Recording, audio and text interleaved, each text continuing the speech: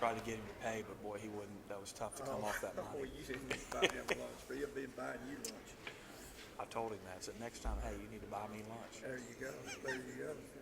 Good deal. Evan's a good guy. It was good to see him. Yeah, thank you. Takes after his mama. Oh, I knew that's what I meant. That was a city. Yeah. Hey, wait. Move his over as well. It's on mute. Well, it But it- no, doesn't it stop, says- so what it says. No, it's not. Okay, ladies and gentlemen, welcome, and we'd like to call to order the meeting of the Rutherford County Board of Commissioners. And this evening, we will call on Commissioner Turner to lead us in prayer, and then Commissioner Kush to lead us in the pledge to the flag. Let's pray. Heavenly Father, it's good to be here again tonight, Lord, and I'm thankful for all the things that you've given us in the new year, Lord. I ask that you be with each one of these individuals that are represented here tonight, Lord, both the commissioners and our constituents that are here in the audience and on television at home.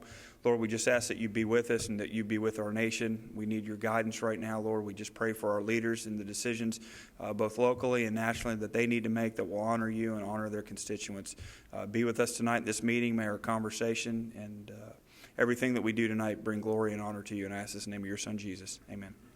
If you join me in face the flag, I pledge allegiance to the flag of the United States of America and to the republic for which it stands, one nation under God, indivisible, with liberty and justice for all.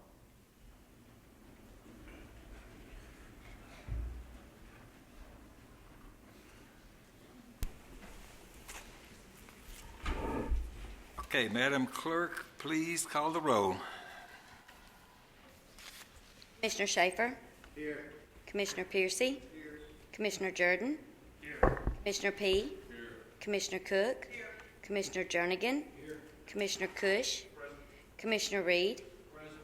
Commissioner Gurley. Here. Commissioner Turner. Here. Commissioner Allen. Here. Commissioner Stevens. Here. Commissioner Johnson. Here. Commissioner Baum. Here. Commissioner Nipper. Here. Commissioner Dodd. Here. Commissioner Phillips. Commissioner McAdoo. Commissioner Kaplan. Commissioner Gooch. Commissioner Sereno. It's 21 present. Okay, thank you. Next, we have reading and approval of the minutes. We'll call on Commissioner Phillips. Thank you, Mayor Burgess. I've reviewed those. I find them in order and move that they be approved with one exception, or one adjustment, that is. The vote that we had relating to the consent agenda, the minutes said that it was a voice vote, and if you all will recall, we did a roll call vote on that. So if we can make that adjustment, I move that they be approved. All right, we have a motion to make that adjustment, that amendment. Second, Mr. Kush. Any other discussion? All of you in favor of that, then please say aye. Aye. Any opposed? Thank you very much. All right, now we have a time for public comments, and I will remind the speakers that to come forward and give us your name and address. And we do have a time allotment of 3 minutes, so try to stay within that time frame, please. And our first speaker is Aaron Poole.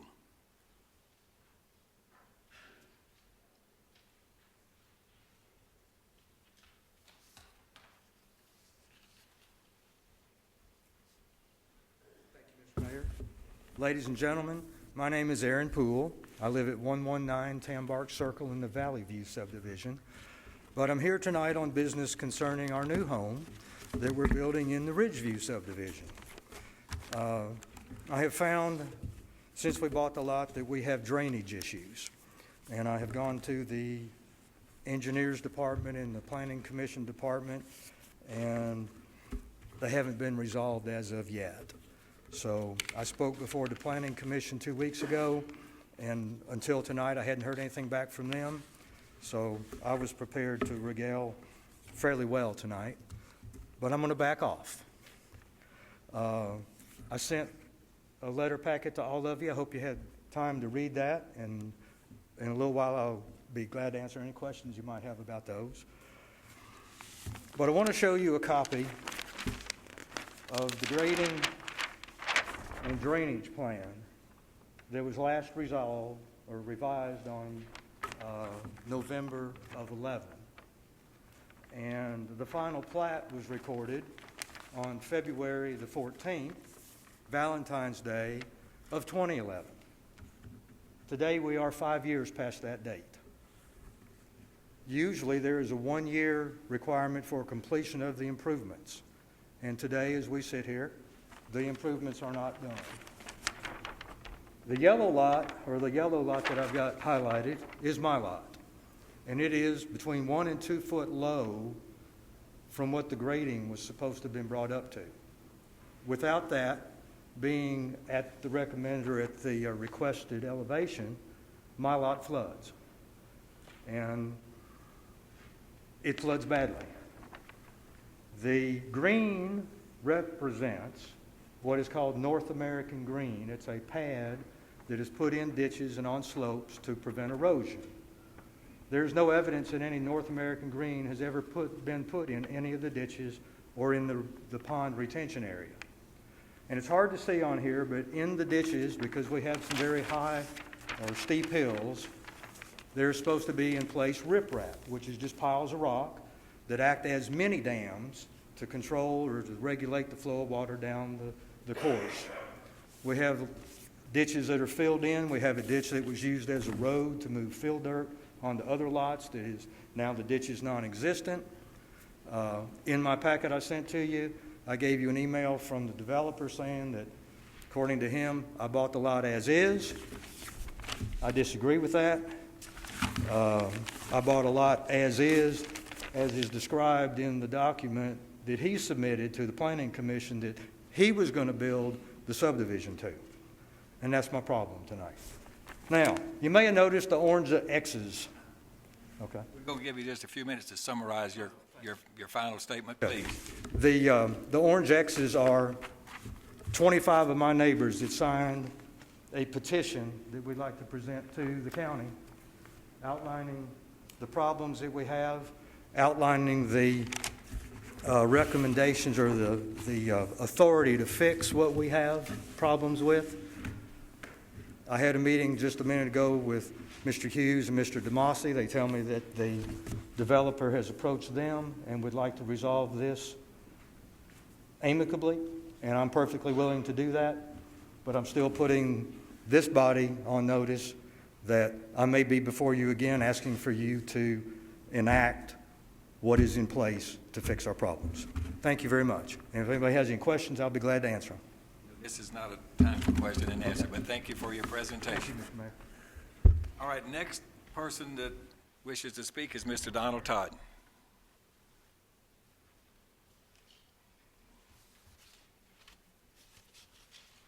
My name is Donald Todd, and I live at 633 Buck Lane. Taxpayer action can prevent imminent bankruptcy in Rutherford County. Financial problems persist because we are using millions of dollars of the taxpayers' own surplus revenue to pay for unnecessary investments. This makes it financially difficult to have an adequate balance of surplus revenue available in order to be able to pay off a huge county debt. Inevitably, this situation is moving us closer and closer to bankruptcy. Let's itemize our financial records on June 30th, 2014 in the CAFR report. Number one, including interest, our long-term debt for bonds and notes and capital lease is more than $460 million. Number two, present and future OPEB debt for health benefits for county schools and county offices now stands at more than $73 million. Number three, this means that the total debt for Rutherford County is more than $1.5 billion. This means that the total debt of Rutherford, the County Commission needs to eliminate this terrible debt soon, or our taxpayers will be forced to pay off a bankrupt county, and commissioners must be required to stop making excessively large appropriations to the major funds. This action will prevent raising taxes. When our county continues to follow TML or socialist metro policies, we will become totally dependent upon federal control. Socialism and socialistic metro policies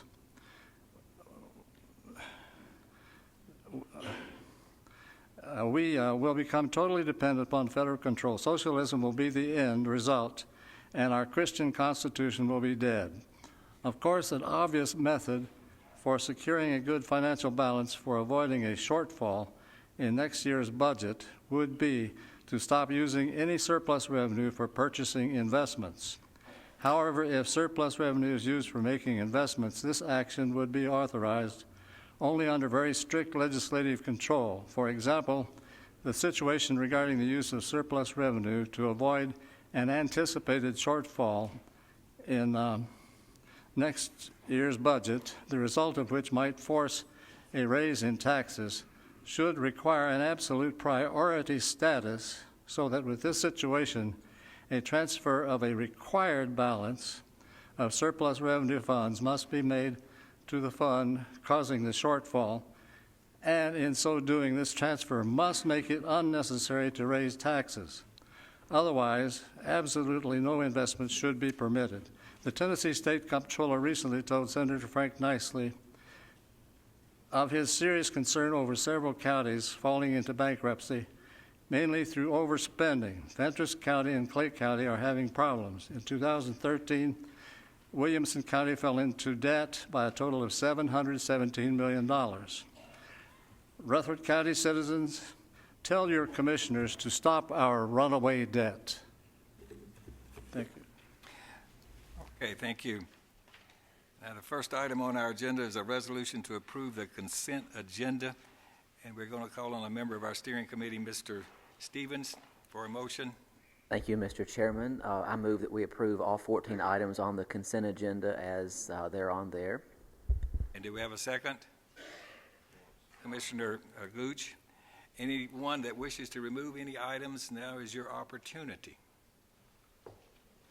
If there's no one wishing to remove any items, please cast your votes. We're going to do a roll call vote because I believe this is required since there are budget items contained herein. Ms., we're not going to do roll call, but please cast electronically. Anyone that did not vote and wishes to vote, or anyone who would like to change your vote, you may do so now.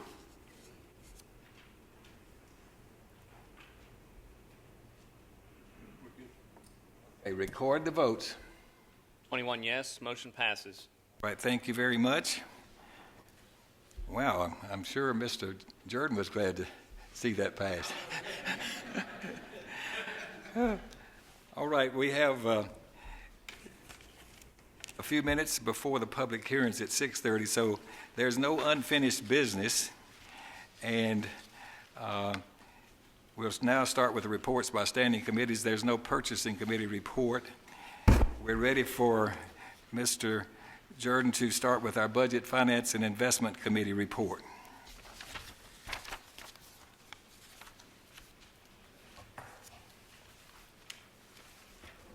And I do want to thank all of y'all for supporting the consent agenda. That's a wonderful item. Let's see.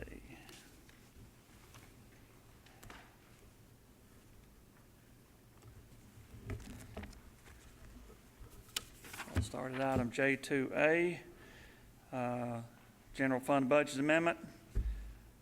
Be it resolved by the Rutherford County Board of Commissioners that the general fund be amended as follows. Sheriff's Department increased revenues, food supplies, $350,000, and decrease from unassigned fund balance, $350,000. That's they're running low on their money to feed the prisoners, and this should carry them through the rest of the year, hopefully. District Attorney and Juvenile Detention, decrease unassigned fund balance, $5,750, and increased data processing services, $5,050. And also another data process service in 720, resolved this 12th day of February 2015. That's to bring the juvenile detention district attorney's contracts up to speed with GSA. Mr. Chairman, I so move. And a second from Commissioner Jernigan. Anyone have any questions or discussion here? If not, then please cast your votes.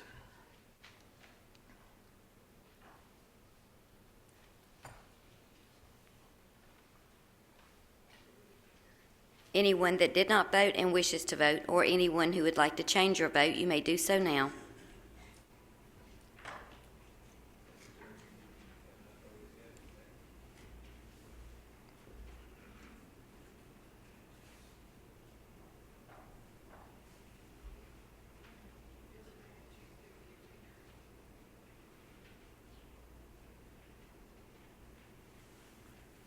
Okay, record the votes, please.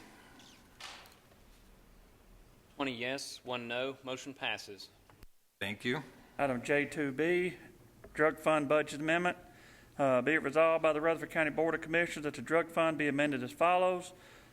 Increase expenditures in service training, $15,000. Decrease restricted for public safety, $15,000.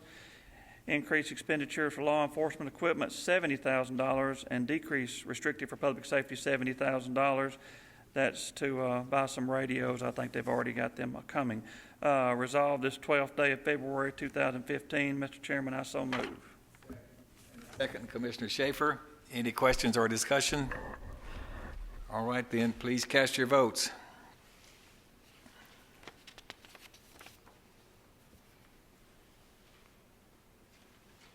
Anyone that did not vote and wishes to vote, or anyone who would like to change your vote, you may do so now. Record the votes. 21 yes, motion passes. Thank you. Item J2C, resolution to approve the future school building program. Whereas this is a need to renovate and expand schools due to growth in the area, and whereas the Rutherford County Board of Education has prepared a 5-year capital plan to demonstrate the future needs of the schools, and whereas the Rutherford County Board of Education desires to proceed with the following projects at the estimated cost that's approved by the various county committees. John Coleman School additions renovations, $19,865.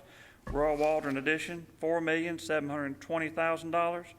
Land for Smyrna Middle and Elementary Schools, $2,700,000. Oakland Middle Annex land, $600,000. And Eagleville Practice Field land, $20,000, for a total of $27,905,000. Therefore, be it resolved by the Rutherford County Board of Commissioners that funding for these projects in an estimated amount of $27,905,000 be authorized for a future bond issue for the construction, equipping, architect fees, and other costs for the projects. Resolved this 12th day of February 2015. Mr. Chairman, I so move. Second, Commissioner Allen. All right, any other discussion or questions here? Please cast your votes.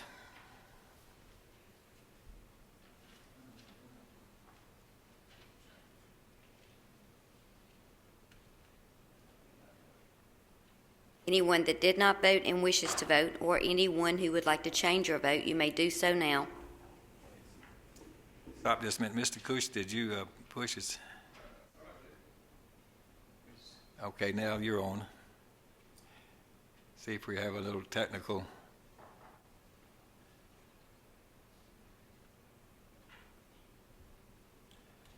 It still didn't work, Brad.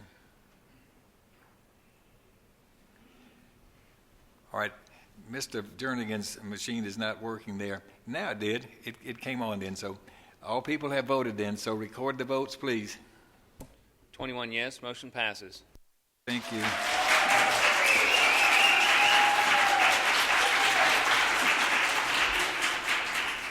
take it the people in the audience are happy with that. Mr. Schaefer. Did we skip J2 or J1A2 about the property assessor's office? There were two on the first item. Yes, that was. Mr. Jordan, you might explain that. There was an amendment up there before the contract as well, so but the amendment did not go over, but I think you may explain what has taken place. I did skip over that inadvertently, but we were holding on that until we got back to where we are now to explain, and that's fixing to be deferred until later. But I should have explained that when we got to it. I appreciate you straightening me out on that. Item J2D, approval of contract with Pictometry International Corp. For aerial photography. That is being deferred. Mr. Mitchell has asked because the legal department has not had a full enough of a chance to go over the contract, and that will be brought back whenever at the appropriate time. That's correct. Good enough? Okay. So we're going on to J2E. Approval of contract with Government Services and Associates, LLC, for personal property audits. Whereas the Rutherford County Property Assessor desires to enter into an agreement with the Government Services and Associates, LLC, to provide audit and compliance review services of business personal property. And whereas the agreement is effective from February 2015 to February 2016 and will automatically renew annually on the anniversary date of each year unless the county has given notice of cancellation of the agreement to the contractor 30 days in advance of any renewal, in which case the contract shall terminate on the anniversary date following the notice. And whereas the total annual cost of the services performed shall not exceed $61,000.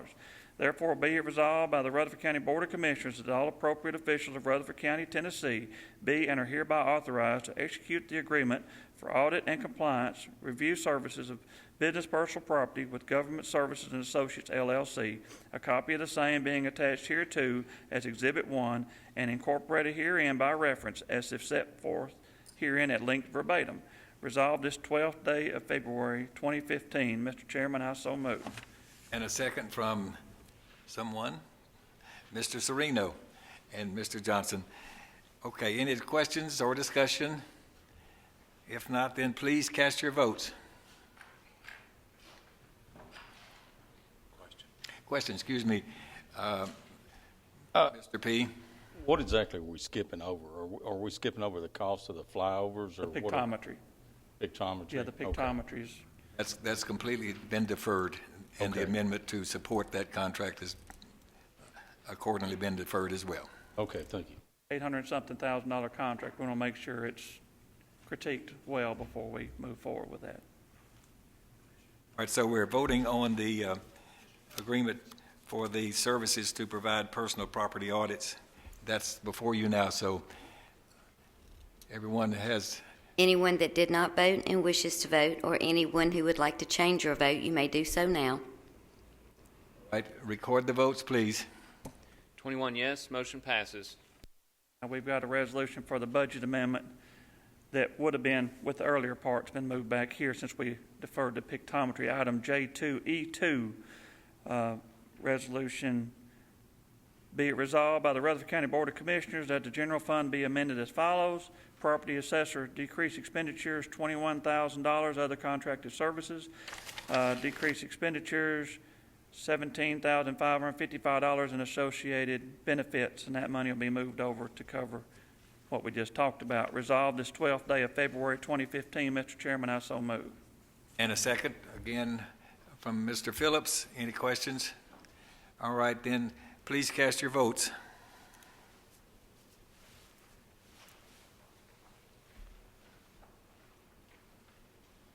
Anyone that did not vote and wishes to vote, or anyone who would like to change your vote, you may do so now. Record the votes, please. 21 yes, motion passes. Thank you. Item J2F, resolution authorizing the issuance of general obligation refunding bonds.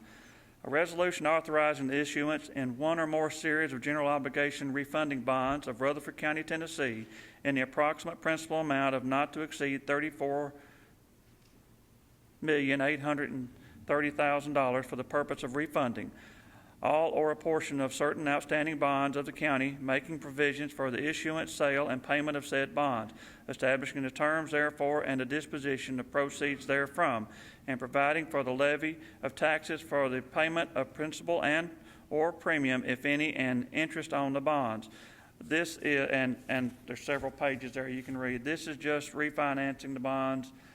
If the numbers happen to be at the right place, the Finance Department, along with our bond advisors, will be able to refinance basically some bonds and give them the authority. And we've saved millions of dollars in the past doing this, but they have to be ready to go if the numbers do come in right. Mr. Chairman, I so move. And a second, Commissioner P. Anyone have any questions or discussion on this? All right, then, please cast your votes.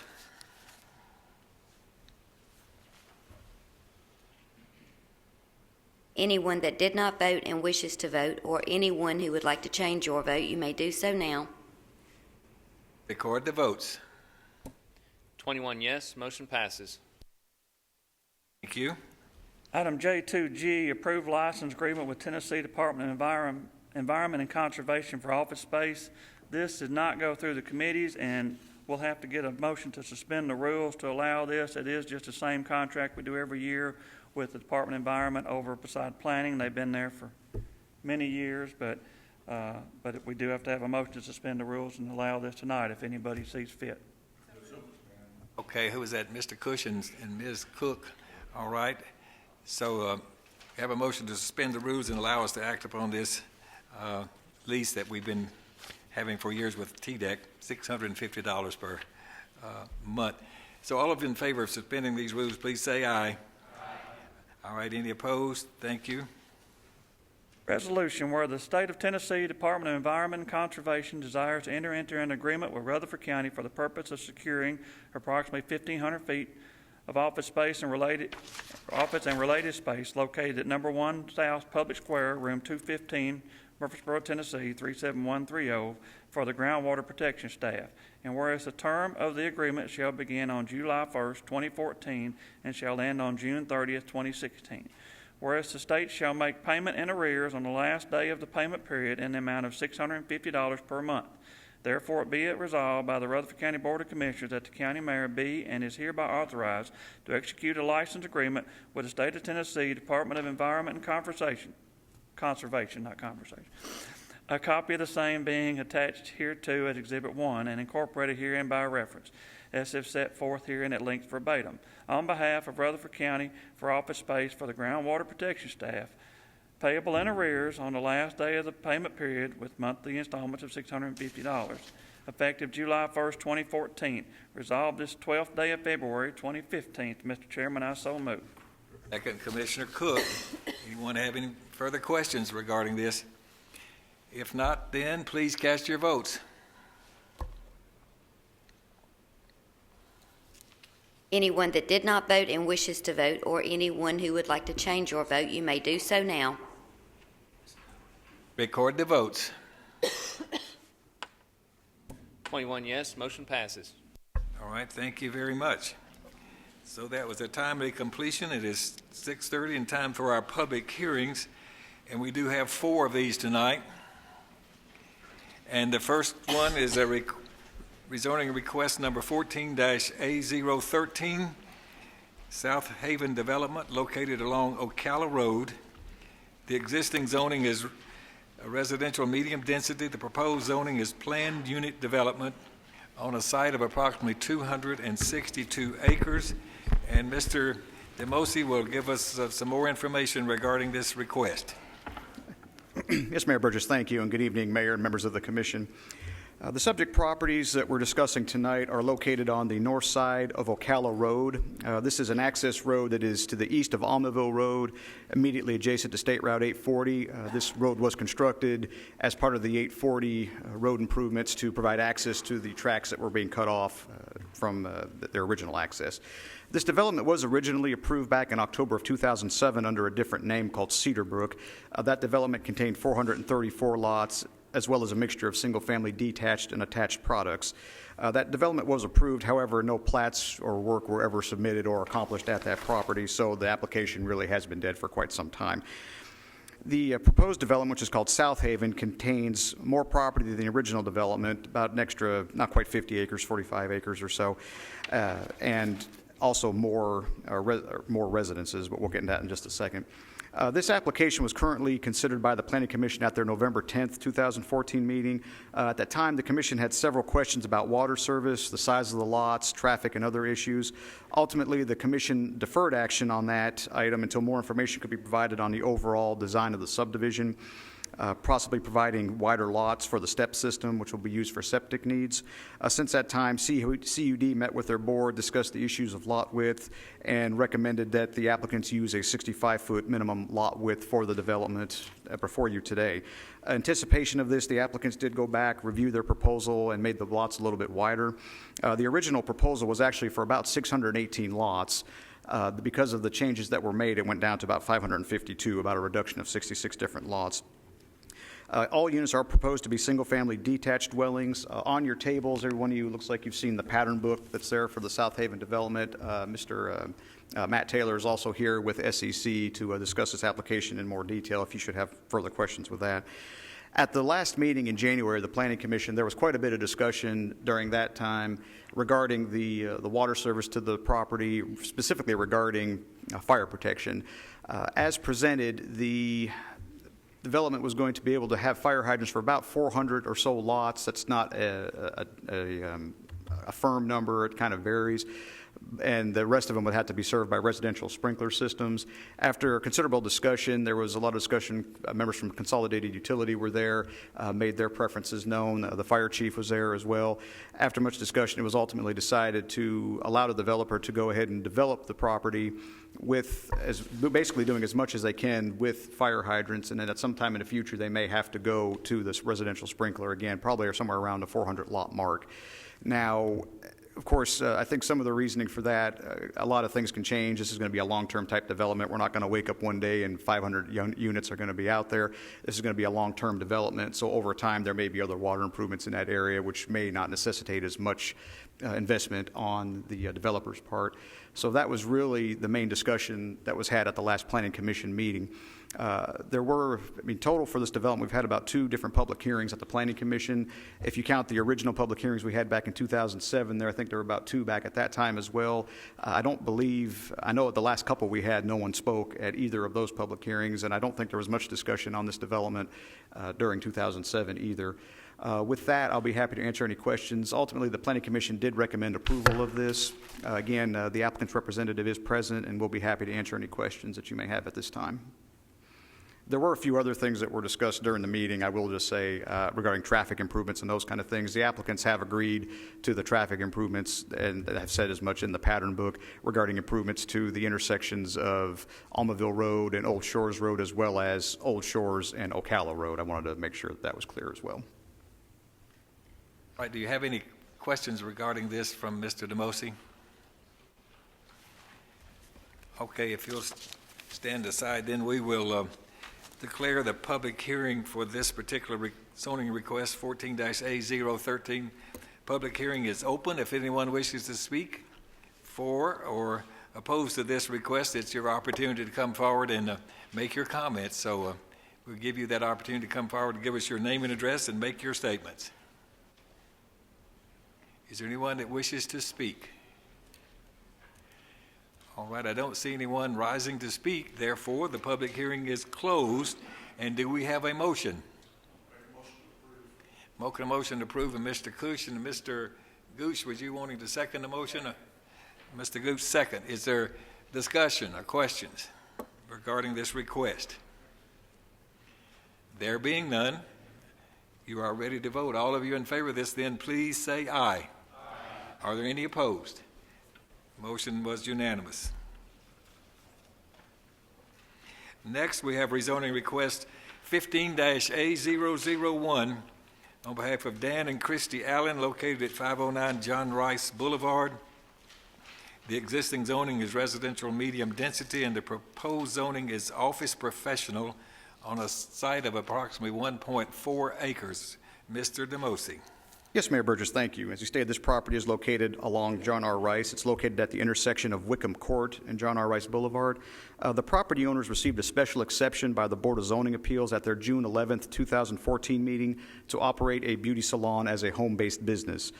The applicants have since made a number of renovations to the property, and they desire to operate the salon as a full-time salon without having to live on the property. Staff has had a number of conversations with the applicant regarding this request. While there is commercial zoning in fairly close proximity to the north and the south, this property itself is at the entrance to a subdivision called Wickham Place. It's completely surrounded by residential uses, of course, with the exception of I-24, which is immediately to the east of the property. There are also other existing residential subdivisions located really surrounding this entire property. Even with office professional zoning, which is a pretty restrictive zone classification, staff is of the opinion that this rezoning request is not appropriate for the area. We told the applicants as much when they came in to discuss this application with us. Of course, it's their prerogative to go forward with it, and they chose to do so. Ultimately, after discussion at the Planning Commission, there were several people in the neighborhood who did speak in opposition to it. The Planning Commission did recommend denial of this application by a unanimous vote. So with that, I'll be happy to answer any questions that you may have. Questions for Mr. Demosi? All right then, thank you. So we will then declare the public hearing open for those that wish to speak for or against this rezoning request number 15-A001. If you choose to speak, this is your opportunity to come forward, to give us your name and address, and make your comments.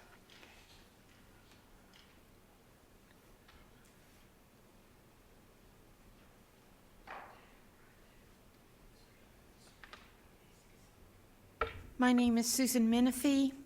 I live at 114 Wickham Court. I live 2 houses from the property that's being discussed, and I just don't understand why these people came right in the middle of a residential area to start a beauty salon. I just don't know. There's not good access. It's right off of J.R. Rice Boulevard right there. It's not good access. And we have been a residential area there for 20 years. Our children get on the bus right at their driveway and get off the bus the same. Children ride bicycles, people walk dogs, people walk.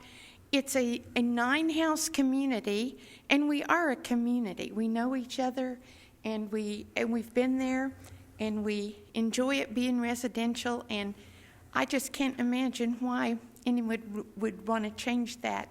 Our houses are not big and expensive, but there are houses, and I just would hate to have something commercial come in that close to me. They said they would put more parking. I don't see where that would go. They were going to do a different driveway, another driveway in there, which would go out on Wickham Court, I'm sure. And it's just not a good place for them to have this. I can't imagine people coming in and out of there all day long with the kids and the traffic that go along there. And I personally have lived there 20 years. I love it there. It's perfect, but I just don't want a lot of commercial things or even partly commercial. And the fact that they said that they wanted to have an live-in business. Since the last meeting, which was just about a month ago, I have seen a car there one time and a light there one time. It seems to me like if they lived there, they would be there.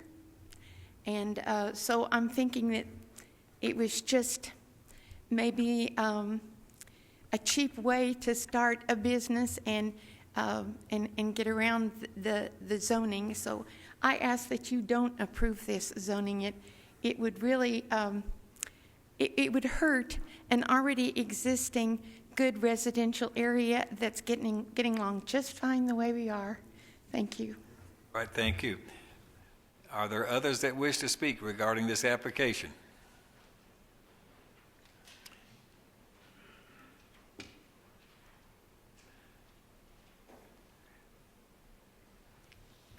Please give us your name and address, please. I'm Janet Reams. I reside at 616 Joshua Court, and this is about one street over from where I live. And the Allens originally wanted a home-based business, and we didn't go to the first meeting because with entrepreneurship, that seemed like a logical thing. That someone could request that. But since they had started the business, there's been many things that have disrupted our neighborhood with that business. They continued to put signage out that was inappropriate. They renovated. They have 3 salon chairs in there, and that alone would indicate that they were not a home-based business. So I'm with the same thought of our neighbor here, that they came in and this was a cheap way to get in past the commercial zoning. But the ways that I felt that this would impact us in our neighborhood was the need for paved parking. It would practically take over that 1.4 acres of land, and it would all of a sudden be this big parking lot in the middle of our neighborhood. It would impact the area as far as perk went because they're sitting on a septic tank.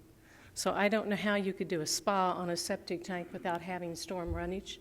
and that being a problem. The property is on the corner of Wickham Court, which is a cul-de-sac, as she said, and there's many children that play in that area.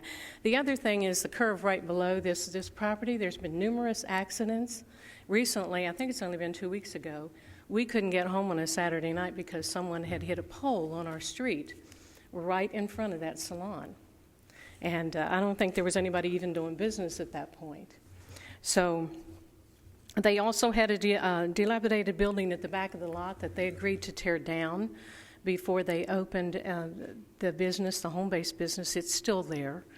And that's not a good place for that. It's an eyesore, and it's a lot of, I'm sure, other skunks and things that are in that area. As far as permits went, I did go down to see because they had said they had done several improvements, but when I investigated, there was only one permit had been pulled, and it was an electrical permit, and there was never a write-off on that, according to Jesse in that department. So based upon all these different things that has occurred in our neighborhood, I submit that the office professional zoning would not be the way to go for the Christies, as that is supposed to be for someone who is not creating more traffic and not creating more people coming to that area, and they are doing just the opposite.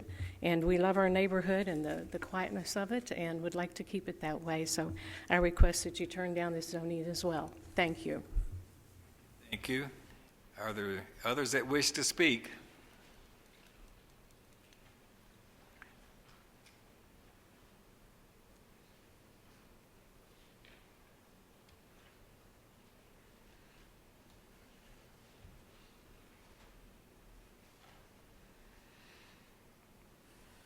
For this opportunity. My name is David Bennett. I live at 621 Joshua Court, just right around the corner from there.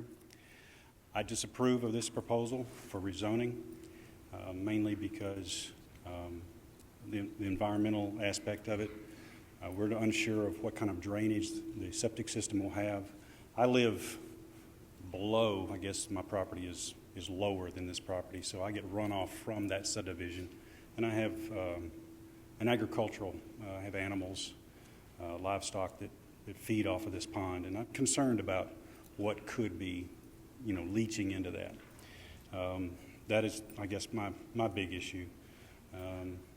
As my neighbor mentioned, I approved, we didn't show up for the meeting for the home-based business because it was, we read the code and understood what the Allens were working towards, but we have noticed that it went beyond that, and no one's living there as a home-based business in the codes reads under Rutherford County.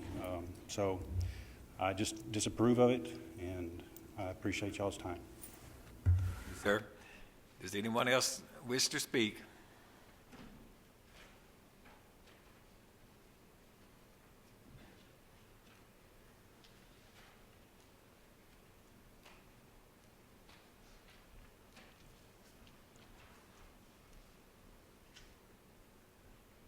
Yes, my name is Dwight Reams. I live at 616 Joshua Court, just back behind the residence in Mention. Just a couple of things I'd like to follow up on that Ms. Jan and neighbors already mentioned. He did mention the septic system, and I lived in a place that was lower, like his was lower than another place that had that septic system problem. And believe me, you don't want to live there very long because it does get foul. I mean, really foul, especially when it rains. And so therefore, I'd like to see this motion denied. I don't think it should be. And the other thing is the shed out back, which was supposed to have already been gone, is not gone yet, and I personally have seen skunks go in and out, and I believe that some could be rabid, and they need to be eliminated, but I can't go in there and do that. It's off of my property. But thank you for your time, and we hope it comes through. Thank you. Thank you. All right, we have another person that wishes to speak.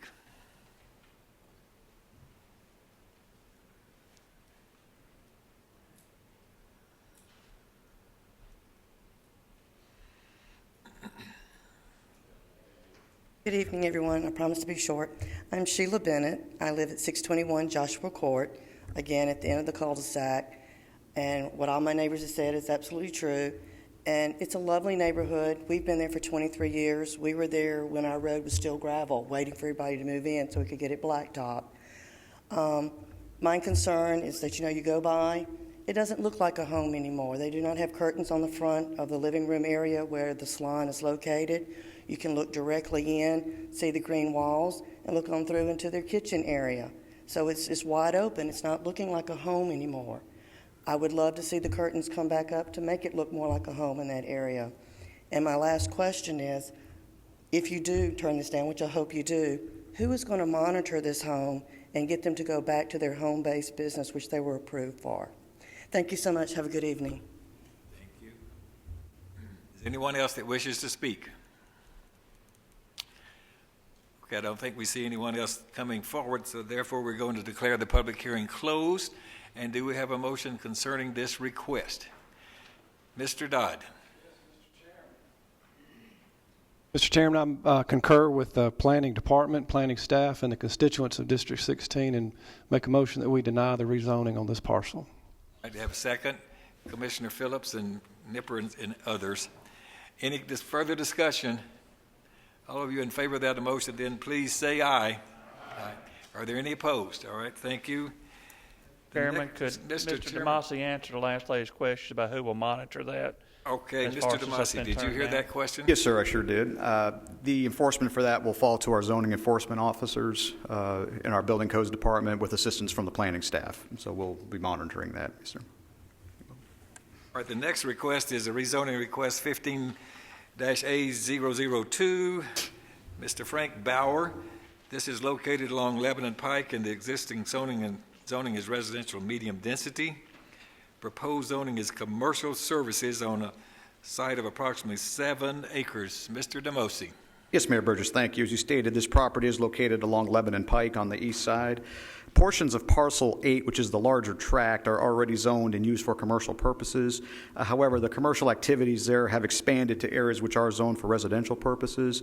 In order to expand the business to these areas, staff suggested to the applicant that they really should zone those commercially so that they are in compliance with our codes and ordinances. After speaking with the applicant, it was agreed that, again, that he do that.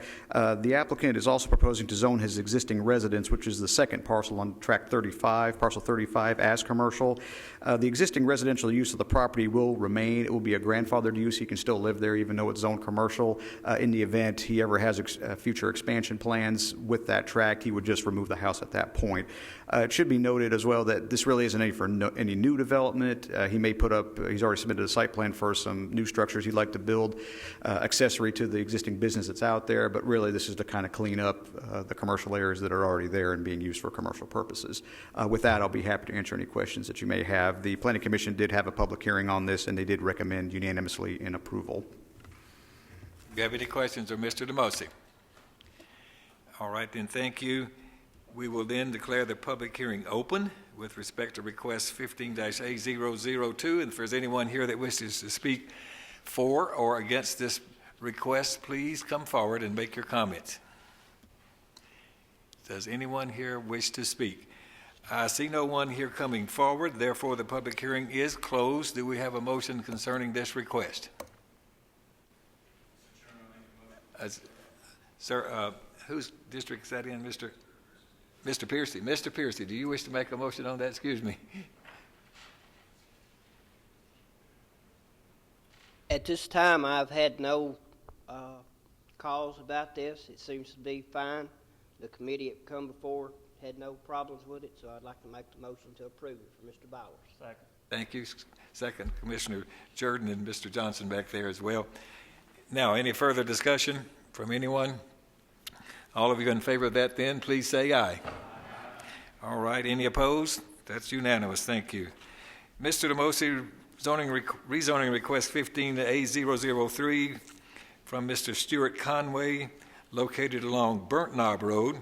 The existing zoning, again, is residential medium density, and the proposed zoning is light industrial on a site of approximately 7.4 acres. Mr. DeMosi. Yes, Mayor Burgess, thank you. This is our final rezoning for the night. This property, as you stated, is located along Burnt Knob Road.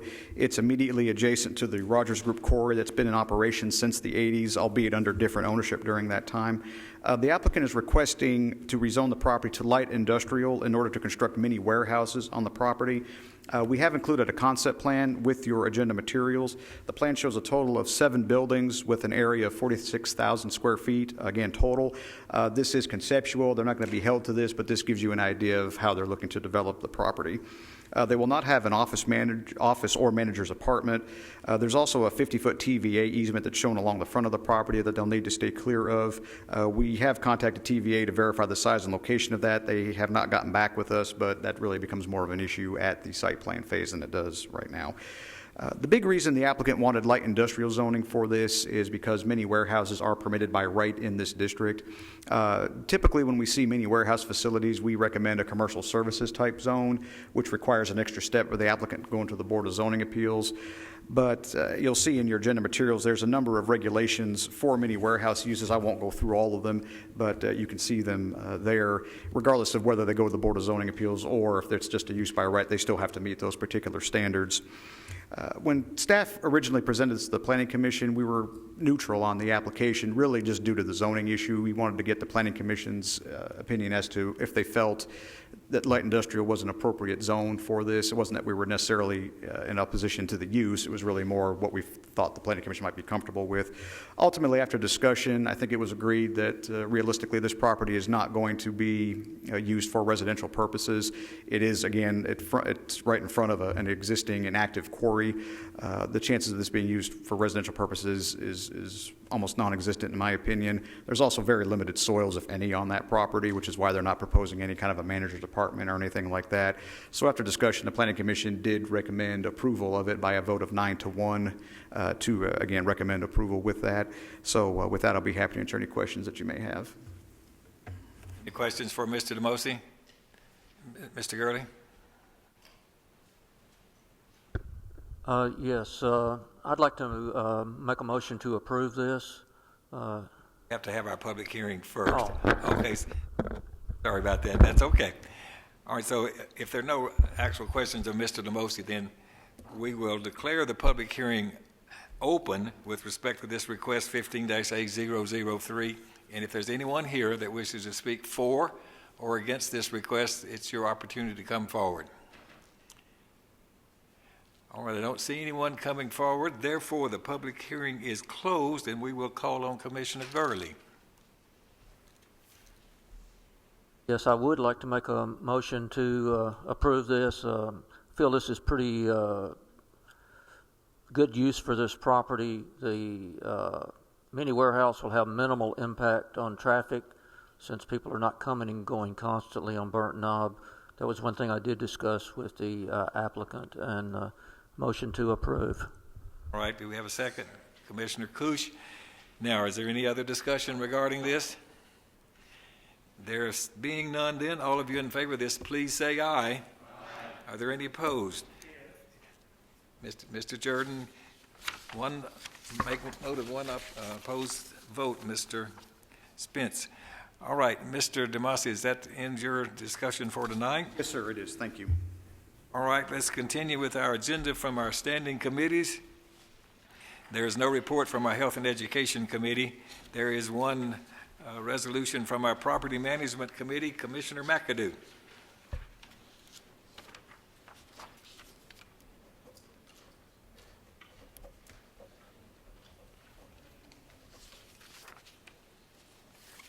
Resolution, whereas the attached utility easement between Rutherford County, Tennessee and the Consolidated Utility District of Rutherford County, Tennessee for a proposed water line on the Whitworth Buchanan Middle School property, a copy of said utility easement being attached hereto as Exhibit 1 and incorporated herein at length as if set forth verbatim, is in the best interest of the citizens of Rutherford County. Now, therefore, be it resolved by the Rutherford County Board of Commissioners that the appropriate officials for and on behalf of Rutherford County be and hereby are authorized to enter into and execute for And on behalf of Rutherford County, the utility easement for the Consolidated Utility District of Rutherford County, Tennessee, as presented. Resolved this 12th day of February 2015, not so moved. And we need a second, Commissioner Jernigan. Now, does anyone have any questions? I'm going to make one statement. There's a map attached on your iPad if you want to see how it's going to affect our school property there. Okay, thank you. So if there are no further questions, then all of you in favor of that, please say aye. Any opposed? Thank you. I got one statement to make. Pursuant the Daily News Journal property, some constituents have been asking me when are we going to take that property over, and I think the tentative date is April 15th of this year. Thank you. Thank you, Mr. McAdoo. All right. There are no reports from our Public Safety Committee or our Public Works and Planning Committee and our Steering Legislative and Governmental Committee. Now we do have a request under any other business from Mr. Charlie Baum, our Chairman of our Audit Committee, to make a report. Thank you. The Rutherford County Audit Committee would like to provide a brief report. This committee was created approximately 3 years ago to review Rutherford County's financial audit. This is a best practice that is one thing that helps keep our county's bond rating high so that we pay relatively low interest rates when we go to the bond market to borrow money. There are 7 people that serve on the Rutherford County Audit Committee. None of us are auditors, and only one of us is an accountant. Your committee has 2 county commissioners on it, 1 school board member, 1 road board member, and then 3 at-large members from the county. We met on January 28th to review the auditor's findings. The auditors did have 6 findings, and I'd like to briefly share these with you. The first 3 were all first-time offenses. They were relatively minor, and in some of these cases, they were actually discovered by county employees, not by the auditors. I'll give you 2 examples. In one case, in the county clerk's office, the month stickers that go on your license plate when you renew your car's registration, they were stolen. You might have thought that the year stickers would have been worth more, but nevertheless, these stickers are now being placed in a locked filing cabinet so that they won't be sitting out in the open, so that finding we feel like has been addressed. In a second example, in the Register of Deeds office, $97.50 from petty cash evidently was stolen. That money had been under lock in a filing cabinet. The lock was compromised. We don't know who did it, but that money was stolen. Our Register of Deeds, Heather Dawbarn, replaced the money herself out of her own personal funds, and petty cash is now being kept in a wall safe that she has had installed in her office. And so the committee wants to thank these departments for addressing these issues. The last 3 findings that I want to comment on are going to be what I refer to as findings 4, 5, and 6. They are all from the Circuit Court Clerk's Office, and they all 3 are repeat findings. 2 of them have to do with software issues. These are problems that exist because the software in that office won't do what we need it to do to address these problems. Briefly, finding number 4 is that the office has accounting software deficiencies. Number 5 is that some of the duties have not been segregated adequately. And number 6 is that multiple employees are operating from the same cash drawer. The audit committee reviewed these findings last year, and we felt like we believed we had a plan in place to address them because the county had purchased new software that would have enabled us to do what we needed to do to address these issues. As you know, that software that was purchased is not operational at the moment, and so as a result, it maybe is a little bit less clear at the moment right now how some of these findings are going to be addressed. Nevertheless, the audit committee realizes that the circuit court clerk and the county mayor and several sets of attorneys and the software providers are working on finding a solution right now, and so we want to give them the time and space they need in order to find some solutions to our software problems. But we will be meeting again as a committee in April, and we'll be anxious to see if progress has been made on this issue at that time. I will quickly add that finding number 5 is not a software issue. This is where duties are not segregated adequately. Just an example of that is the bookkeeper in the back can't come to the front and begin taking cash receipts while the administrators at the front are out on lunch for an hour. That would be an example where duties aren't segregated adequately, and that finding can be addressed even without the new software. I'll close by just thanking our county employees on behalf of the audit committee for the good work that they've done. We've got a big county with a lot of employees and a lot of money involved, and to have only 6 findings I feel like is good, and we do get a lot of cooperation from a lot of department heads to make sure these findings are not recurring, and typically they're not. So I do want to thank them. Thank you. Thank you, Commissioner Baum, for that excellent report. Anyone else wish to bring any business before this body? Commissioner Cook. I don't know who's responsible, but I appreciate the pins that we've given out tonight and that we're wearing. So you have to work hard. Some of us have worked harder than others for these pins. Thank you. Okay, thank you, Ms. Cook, for making note of that. Anyone else have anything they'd like to bring before this body? Well, okay, thank you very much for a very good meeting, and we are adjourned.